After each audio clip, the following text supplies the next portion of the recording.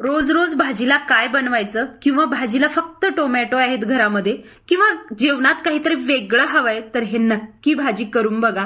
ही recipe जास्त करून south मध्ये बनवतात, पण खात्रीनं सांगते एक वेळेस बनवलं ना तर पुन्हा पुन्हा नक्की बनवणार। तर सगळ्यात अगोदर 10 ते 15 टोमॅटो छोट्या आकाराचे घ्या, जेणेकरून चांगले भरले टोमॅटो चांगले बनले जातील।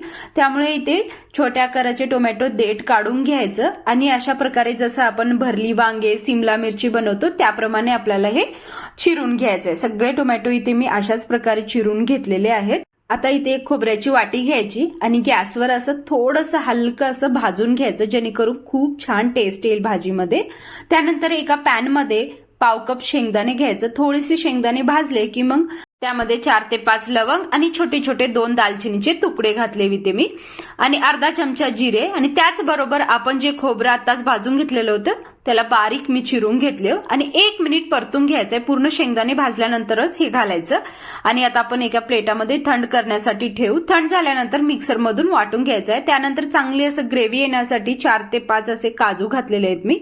अगोदर तर असं मसाल्यासारखं आपल्याला पावडर सारखं वाटून घ्यायचंय। त्यानंतर एक पाव कप पाणी घालून जसं इडली डोस्याची चटणी असते तसं पेस्ट बनवायचं, बाजूला ठेवायचं। आता भाजी बनवण्यासाठी एका पॅन मध्ये 2 माप तेल घेतलेलं आहे। त्याचबरोबर तेल गरम झाल्यानंतर 2 तमालपत्र घातलेलं आहे। त्यानंतर अर्धा चमचा जिरे घातले मी इथे आणि 2 उभ्या चिरून घेतलेल्या 2 हिरव्या मिरच्या मधोमध कट करून घेतलेल्या आहेत।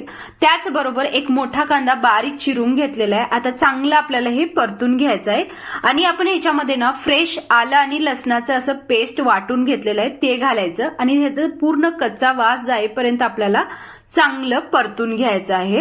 आता हे कांदा चांगलं गोल्डन ब्राऊन कलर झालं की मग याच्यामध्ये रेग्युलर काही मसाले घालणार आहोत, जसं की पाव चमचा हळदी पावडर। इथे मी पाव चमचा लाल मिरची पावडर घेणार आहे, पण तुम्ही जास्त सुद्धा घेऊ शकता कारण हिरव्या मिरच्या घातल्यात म्हणून मी कमी घातलेली आहे।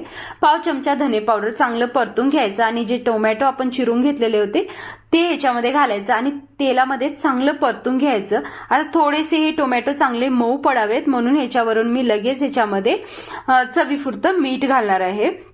आता परत आपल्याला चांगलं परतून घ्यायचं आहे। एक 30 to 40% आपल्याला तेलामध्येच हे टोमॅटो फ्राय करायचे, त्यामुळे थोडंसं झापून ठेवायचं, गॅस बारीक करायचं। तुम्ही बघू शकता टोमॅटो चांगले परतून झालेले आहेत, म्हणजे थोडेसे मऊ पडलेले आहेत।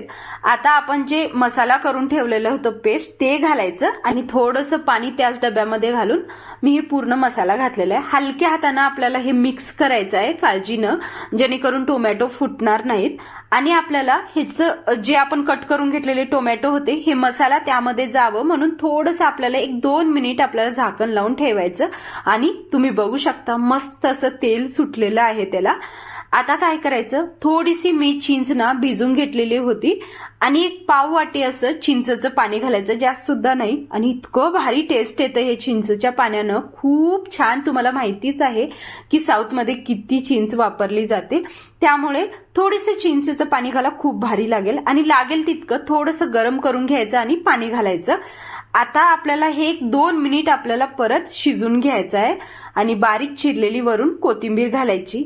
झालं इतकंच, आपली ही सुगंधी टेस्टी फक्त टोमॅटोची भरली टोमॅटोची ही भाजी खूप भारी लागते। भाकरी सोबत, चपाती सोबत किंवा फक्त भात बनवून हे जर टोमॅटोची भाजी टिफिनला दिलं तर टिफिन पूर्ण खाल्ली येईल, ही नक्की मी खात्रीनं सांगते। पण आज माझी बहीण घरी आलेली होती म्हणून मी अशी छान चपाती आणि गरम गरम भात आणि ही टोमॅटोची भाजी इतकी भारी लागते की काय सांगू तुम्हाला। तुम्ही एक वेळेस नक्की करून बघा आणि मला कमेंटमध्ये सांगा की तुम्हाला ही भाजी आवडली का, तुमच्या घरचे सगळे आवडीनं खाल्ले का, मला नक्की सांगा। पण माझी एक रिक्वेस्ट आहे, तुम्ही सगळे माझे व्हिडिओ तर बघता पण सबस्क्राईब करत नाही, लाईक करत नाही, तर नक्की एक वेळेस करा आणि कमेंट करून सांगा, मला सुद्धा मोटिवेशन मिळेल। तरी हे माझ्या बहिणीला ताट दिलेलं होतं आणि तुम्हीच बघा तिचे एक्सप्रेशन, खूप आवडली होती तिला ही भाजी, खूप मस्त होते। व्हिडिओ आवडल्यास व्हिडिओला नक्की लाईक करा आणि सबस्क्राईब करायला विसरू नका।